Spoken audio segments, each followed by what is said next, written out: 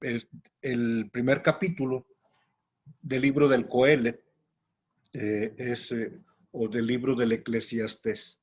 Vamos a ponernos en las manos de Dios en nombre del Padre, del Hijo y del Espíritu Santo. Amén. Señor, te damos gracias por esta jornada, gracias por el regalo de estar aquí. Te pedimos por nuestra familia.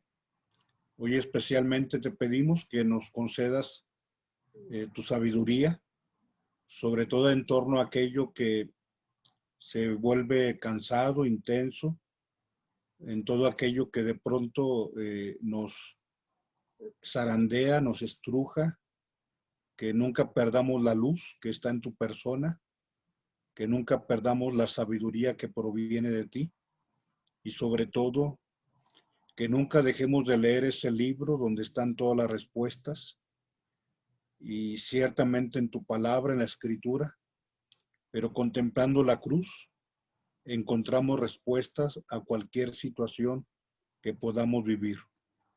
Danos, Señor, tu sabiduría para esta jornada y para el descanso nocturno. Restaura nuestras fuerzas para que te sigamos sirviendo con alegría. Bien, muchas gracias por estar aquí. A la reflexión le he llamado vanidad y plenitud. Les digo, tomo el texto de la primera lectura del libro del Eclesiastés. Pero en esta propuesta de la plenitud como la respuesta a la vanidad, les he compartido esta que es la esquela del padre Miguelito, del padre Miguel Ángel Martínez Núñez. Me agrada la forma en que lo expresa nuestra iglesia, sobre todo ante una situación tan fuerte, tan intensa, tan compleja, como suele ser la realidad de la muerte. Pero me agrada la forma en que se redactó. En algunas ocasiones yo opinaba de que deberíamos dejar de decir, les compartimos con profunda tristeza, o sea, esa glosa que a veces utilizamos y quizá los que estamos aquí hemos utilizado. De pronto, digamos, incluso los periódicos tienen ya formatos y uno dice, oye, ponle la esquela para mi familiar y lo único que hacen es cambiar los nombres y muchas esquelas se comparten diciendo, les compartimos con profunda tristeza, cuando en realidad, digamos, tiene otro sentido la muerte para nosotros. Por eso me agrada cómo lo pone nuestra iglesia. Su excelencia reverendísimo, Monseñor Don Rogelio Cabrera López, sus obispos auxiliares, Alfonso Gerardo, Juan Armando, Heriberto, Óscar Efraín, su obispo emérito, Don José, el presbiterio y la iglesia de Monterrey participamos con grande gozo. O sea, esa es la actitud cristiana. ¿Qué compartimos? El nacimiento a la vida eterna. O sea, si creemos en la resurrección, si creemos en la vida eterna, ¿cómo vamos a decir, les participamos con profunda tristeza? No, con gran gozo. ¿Y qué es lo que compartimos? La vida verdadera, la vida eterna. O sea, que hemos recibido el premio que Dios nos quiere conceder. Bien, vayamos al texto para que ubiques el por qué te estoy expresando esto que te digo, del libro del Eclesiastés. Un segundito, muy bien. Lectura del libro del Eclesiastés. Vanidad de vanidades, dice Coelet, vanidad de vanidades, todo es vanidad. ¿Qué saca el hombre de todas las fatigas que lo fatigan bajo el sol? Una generación se va, otra generación viene, mientras la tierra siempre está quieta. Sale el sol, se pone el sol. Jadea por llegar a su puesto y de ahí vuelve a salir. Camina al sur, gira al norte. Gira y camina al viento. Todos los ríos caminan al mar y el mar no se llena. Llegados al sitio a donde caminan, desde ahí vuelven a caminar. Todas las cosas cansan y nadie es capaz de explicarlas. No se sacian los ojos de ver, ni se hartan los oídos de oír. Lo que pasó, eso pasará. Lo que sucedió, eso sucederá. Nada hay nuevo bajo el sol. Si de algo se dice, mira, esto es nuevo, ya sucedió en otros tiempos, mucho antes de nosotros. Nadie se acuerda de los antiguos y lo mismo pasará con los que vengan. No se acordarán de ellos sus sucesores. Palabra de Dios. Te alabamos, Señor. Muy bien, el texto es un texto intenso, complejo, pero que sabemos le falta todavía la palabra plena de nuestro Señor Jesucristo. Vanidad de vanidades, todo es vanidad. Y ese subrayado después de que habla del sol, del viento, cuando habla, digamos, de las cosas que cansan, esa sentencia que es subrayado en color azul, nada nuevo hay bajo el sol. Si de algo se dice, mira, esto es nuevo, ya sucedió en otros tiempos, mucho antes que el de nosotros. Adelante. Vamos a hablar acerca de este discurso del Coelet. Así empieza el versículo 2, no es el 1. El versículo 1 del Eclesiastés es este, discurso de Coelet, hijo de David, rey de Israel. O sea, se refiere que este libro es escrito por el hijo de David, concretamente Salomón. Discurso de Coelet, hijo de David, rey de Israel. Sobre todo para hablar de que es un libro sapiencial con la grandeza y la belleza de los salmos. Pero habla, digamos, de un discurso donde habla de una vida que debajo del sol, pues está llena de contradicciones y de a veces de cansancios, de momentos difíciles. Este texto que estamos leyendo es fruto de una reflexión, sobre todo en torno a la experiencia personal, a las situaciones que vivimos en lo cotidiano. Y no está muy lejos de lo que a veces es nuestra propia vida. Todo lo que ha vivido el Coelet le hace llegar a la siguiente conclusión: vanidad de vanidades, todo es vanidad. Pero ¿qué significa vanidad? Vanidad significa vacuo, significa vacío. Eso es lo que significa la vanidad. Voy a presentar adelante un poquito el cuerpo de algún día, o si ya lo leímos, volvamos a leerlo. El elenco que ya leímos en las primeras 3 viñetas habla de vacío y desilusión en el trabajo en el que se afana el hombre. O sea, todo es levantarte, trabajar, cansarte, descansar, levantarte, trabajar, cansarte, descansar. También la sucesión de generaciones humanas. O sea, naces, creces, maduras, mueres, se nace, se crece, se madura, se muere.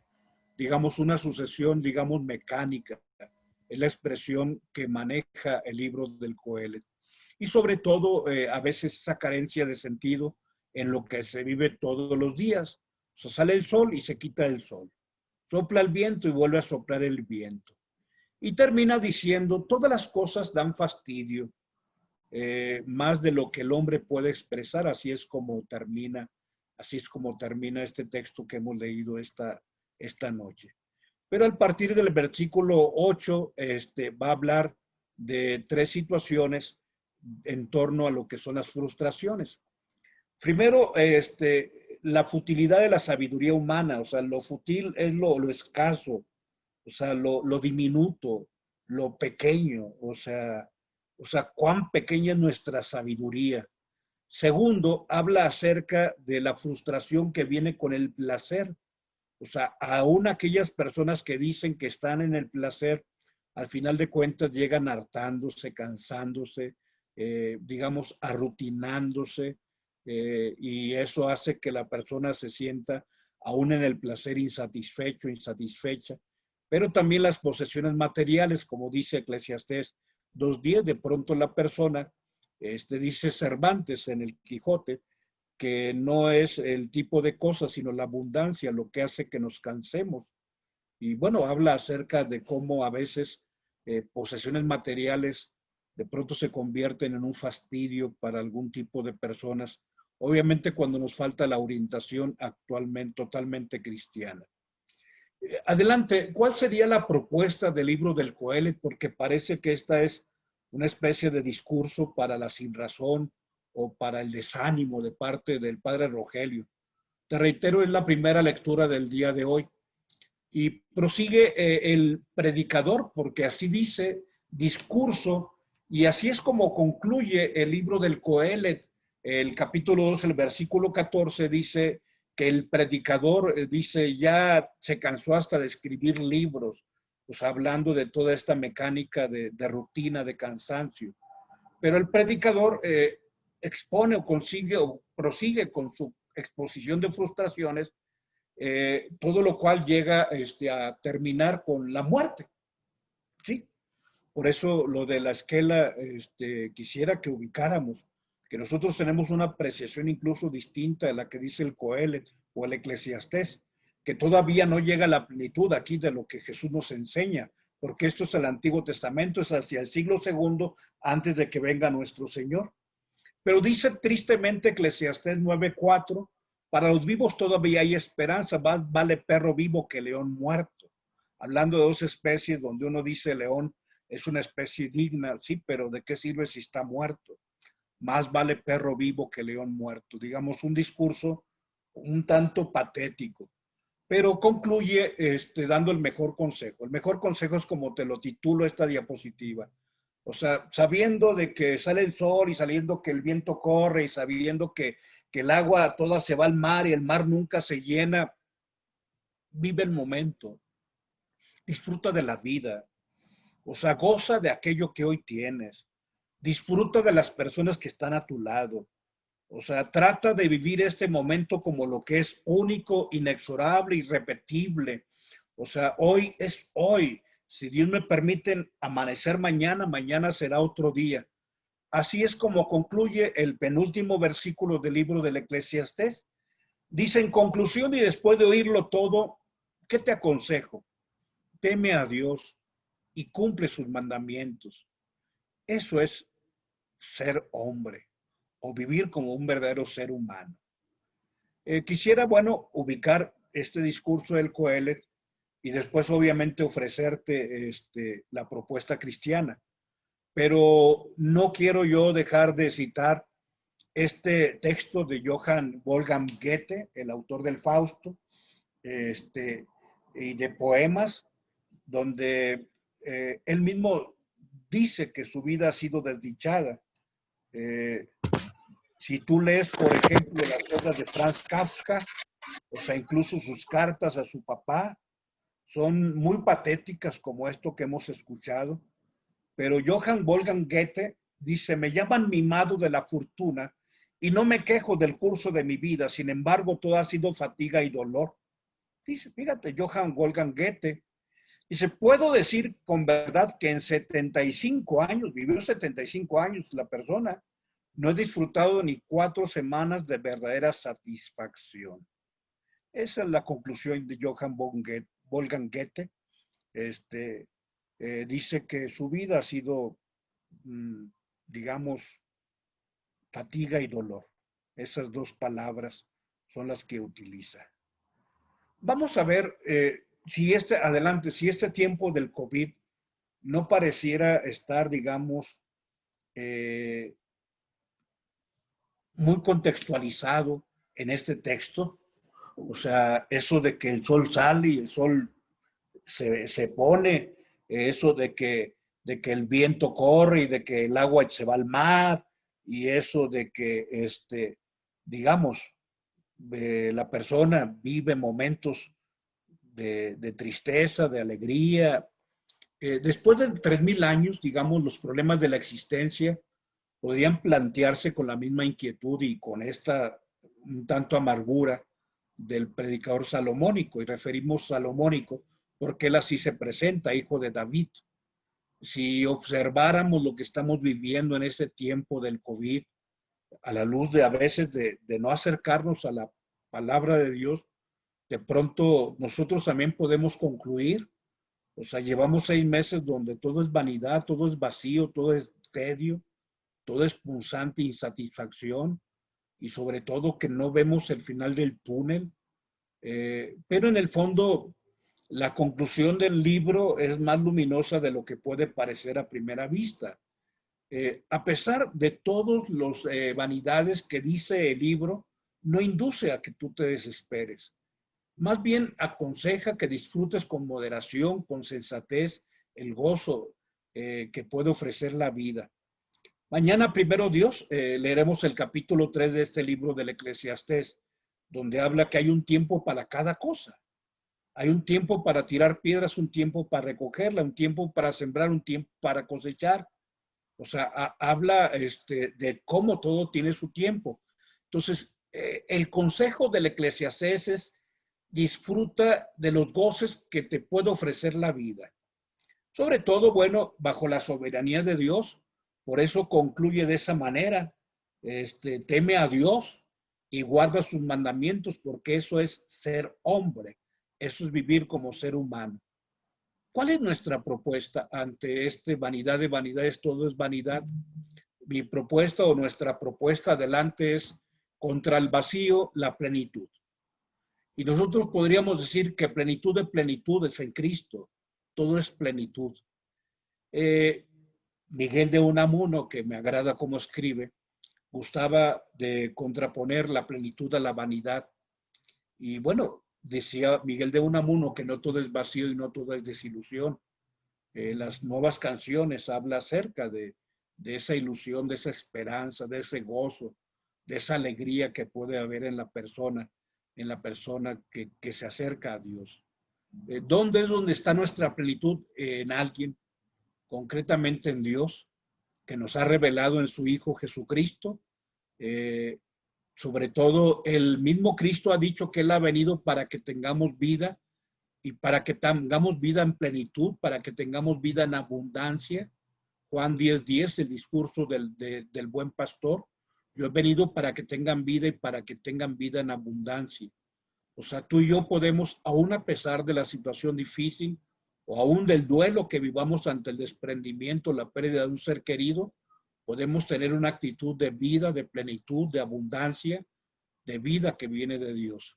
Por eso considero que en el prólogo de San Juan eh, termina diciendo desde el versículo 15: porque la ley nos ha sido dada por Moisés, pero la gracia y la verdad nos han sido dadas por Jesucristo, del cual hemos recibido gracia sobre gracia. De su plenitud hemos recibido gracia sobre gracia. En Cristo hemos recibido la plenitud. Pero ¿qué tipo de plenitud hemos recibido? Te propongo 4 plenitudes. Primero, la plenitud de sabiduría. O sea, al hombre que de pronto no encuentra respuesta, al hombre que de pronto tiene muchas interrogantes. O sea, el Señor nos ofrece un horizonte. Acuérdate de este texto de Lumen Fidei número 57. Dice: ante el problema del mal, Dios no nos da una teoría, sino nos ofrece su compañía.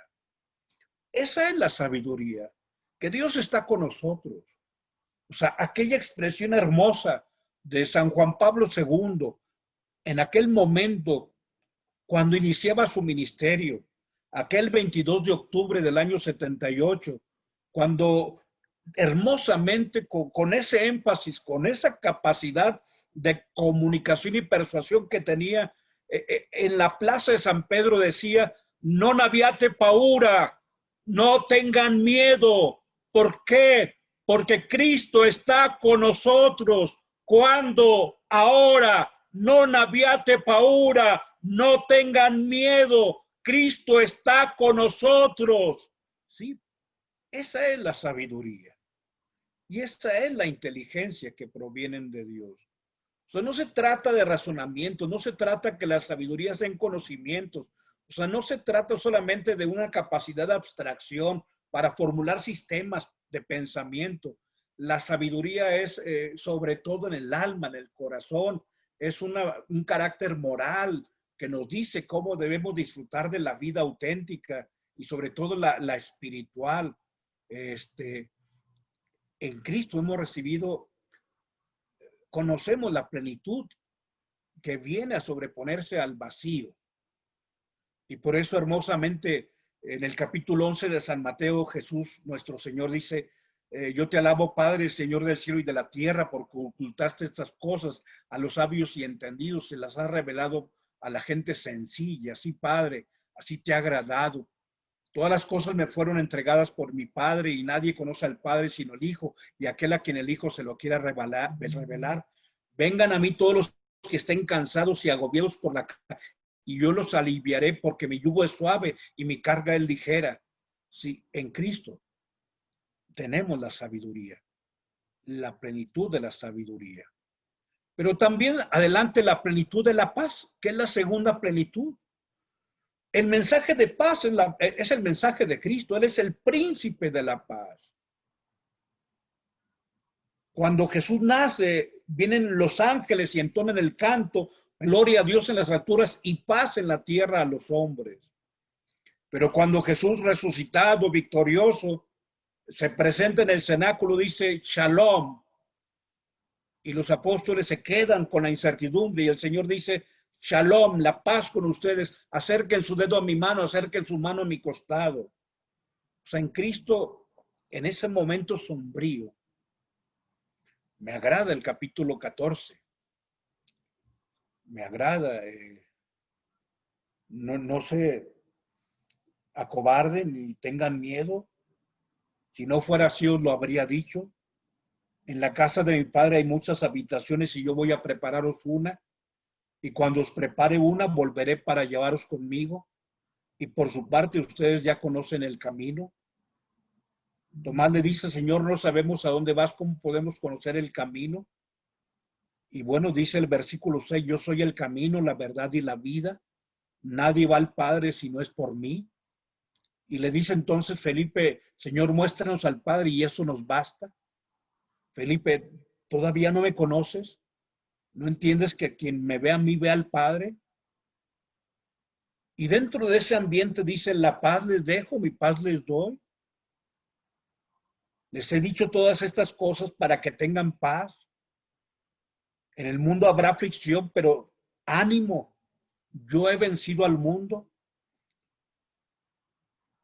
Obviamente esta es la enseñanza cristiana, el saludo de la paz, sobre todo aquello que Pablo pide en la oración, que nos invita a orar con fortaleza, y así la paz de Dios que sobrepasa todo entendimiento y esfuerzo humano custodiará su corazón y su pensamiento en Cristo Jesús.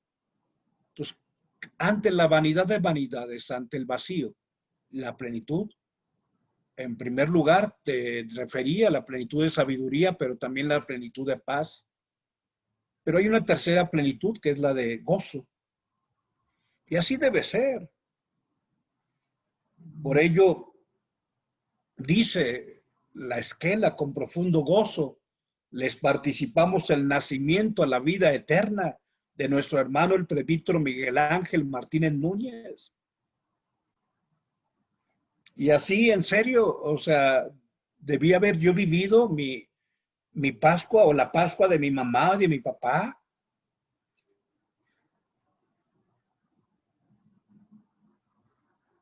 Plenitud de gozo. La paz nos lleva al gozo. Pero ambas realidades, o sea, tú sabes que son los frutos del Espíritu Santo. Es alegría, gozo, paz, sabiduría, ecuanimidad. La paz de Cristo genera gozo. Y por eso el Señor le refiere todo esto que les he hablado para que mi gozo esté en ustedes y vuestro gozo sea cumplido. Es el capítulo 15 donde él habla de la vid y los sarmientos. Quien permanece en mí da fruto y fruto de vida eterna. Todas estas cosas les he hablado para que mi gozo esté en ustedes y que su gozo sea pleno, o sea cumplido, sea perfecto.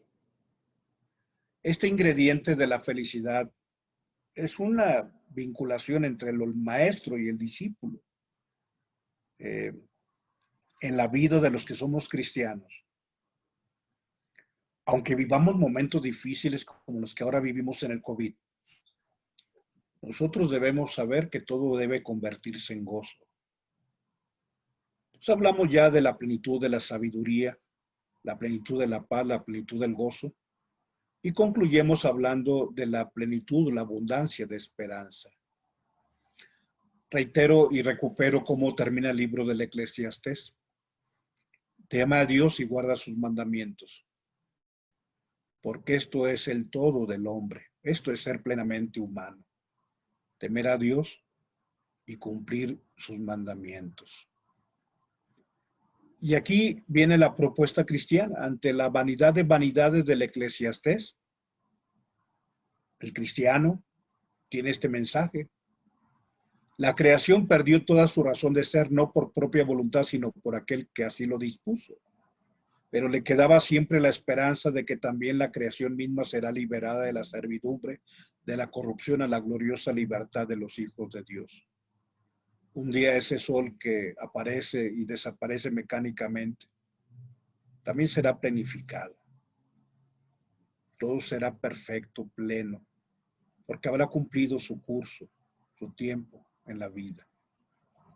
Vamos pues a terminar ya con la última diapositiva, que es un texto un poco largo, pero que nos ilumina, sobre todo ahora que el Coelet ha puesto unas ciertas interrogantes en nuestra vida. El texto me agrada, lo puse completo. Dice, por lo demás sabemos que en todas las cosas interviene Dios para bien de los que lo aman. Te reitero este texto porque es de los textos más hermosos. O sea, la traducción o la forma rápida de compartirlo es: todo contribuye para el bien de los que aman a Dios. Todo.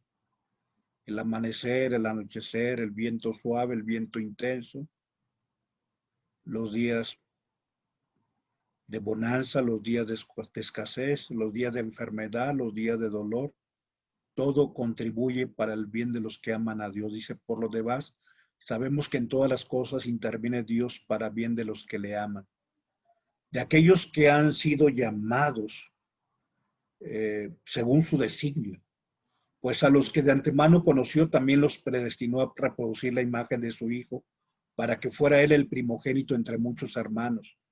Y a los que predestinó, a esos también los justificó. A los que justificó, a esos también los glorificó. Y mira, esto es lo más fuerte, sobre todo el 32. Ante lo que dice el Coelet. Ante esto, ¿qué diremos? Si Dios está por nosotros, ¿quién contra nosotros? O sea, aún todo es cansado, rutinario. El que no perdonó ni a su propio Hijo, antes bien le entregó por todos nosotros, ¿cómo no nos dará con él graciosamente todas las cosas? ¿Quién acusará a los elegidos de Dios? Dios es quien justifica. ¿Quién condenará? ¿Acaso Cristo Jesús, el que murió, más aún el que resucitó, el que está a la diestra de Dios, que intercede por nosotros? ¿Quién nos separará del amor de Cristo? ¿La tribulación? ¿Quién nos separará del amor de Cristo? ¿La angustia? ¿Quién nos separará? ¿La persecución? ¿Qué nos va a separar? ¿El hambre? ¿Qué nos va a separar del amor de Cristo? ¿La desnudez? ¿Los peligros? ¿La espada? O sea, ¿qué puede separarnos de Cristo? Como dice la Escritura, por tu causa somos muertos todo el día, tratados como ovejas destinadas al matadero, pero en todo esto salimos vencedores gracias a aquel que nos amó. Pues estoy seguro de que ni la muerte, ni la vida, ni los ángeles, ni los principados, ni lo presente, ni lo futuro, ni las potestades, ni la altura, ni la profundidad, ni otra altura alguna podrá separarnos del amor de Dios manifestado en su Hijo Jesucristo. Que Dios pues nos conceda superar el vacío con el conocimiento de la plenitud que tenemos en la persona del Señor Jesús. En nombre del Padre, del Hijo y del Espíritu Santo. Amén.